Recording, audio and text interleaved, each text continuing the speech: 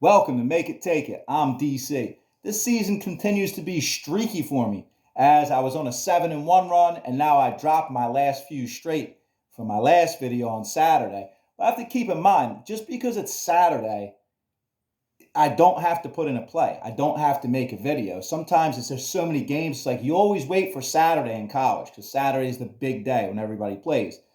But I say every Saturday, Saturdays are challenging for me because there's so many games and because there's so much to look at. So I might even scale back on Saturdays for the rest of the season. So like I said, I don't have to put in anything on Saturday or any other day. If it's not there, it's not there. If it's too much brain overload for me to look at on Saturday, I won't take it unless it's really there. So I'm going to consider that moving forward. But there's some matchups today I do like. I'll link Saturday's video, though, in the description below if you wanted to go back and watch it, and my record for each sport. So college basketball, again, I've lost a few in a row. We're still in the profit this year for college basketball. In February, we're in the heat of it now. There's a lot of really good matchups today. The first one I'm taking, an earlier game, has got a Dayton VCU matchup. I always think automatic unders when I look at these two teams. And I took this last night when the line was 131, and I bought a few points because I actually considered teasing. I'm taking two teams today, and I was going to tease them, but I don't always like teasing in basketball, especially if I'm taking a total. Because if you're teasing 4 or 5 points on a total, all you're saying is give me an extra 2 hoops or a three-pointer and a field goal. So I don't always think there's value in teasing, but I might do some kind of a combination with it. So far, what I did is I bought the few points as if it were a teaser, and I took Dayton VCU under 135. These are still two defenses that are top 30. Dayton has the 16th ranked defense in the country, even though they've been giving up more points recently. If you look at their last 10 in conference, they've given up a little bit more, but they always consistently used to give up in the low 50s, which these are two style of teams that go that way because they're both bottom 200 offenses, both Dayton and VCU. So I think their styles of play match up to go under.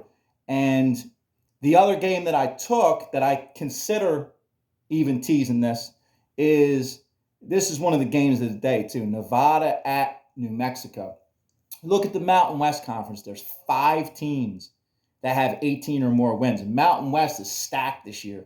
And any of those teams can go to the tournament and make a run. And any of those 5. Even some of the lower ones down that are just below there, like UNLV. But these 5 teams are dangerous, and these are 2 of them. Nevada's 18-6, New Mexico 19-4. And it used to be, for years, it was like when there was a game at the pit, you'd take New Mexico. They were automatic. They had all kind of home winning streaks and everything like that. It's not looked at the same these days, but you got to remember, in 2020 and during that COVID era, they didn't play at home. They didn't play at the pit. They had neutral court games for like a year and a half. So that kind of messed up their flow. And this year they have all home games. They're, I believe, 14-1 at home this year. So I'm going New Mexico. I'm money line. And the thing is, Nevada's won the last 8 in this series.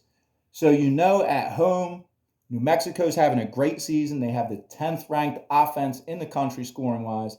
So they're going to be up to play this game against Nevada. I consider laying the 4.5, but I just money lined it. It's like I said, I was going to do an even teaser, and I might even add on a teaser still. But getting these 2 at teaser prices, for me, is the way to go today. So it's Dayton VCU under, New Mexico straight up. Those are my plays for today. Good luck.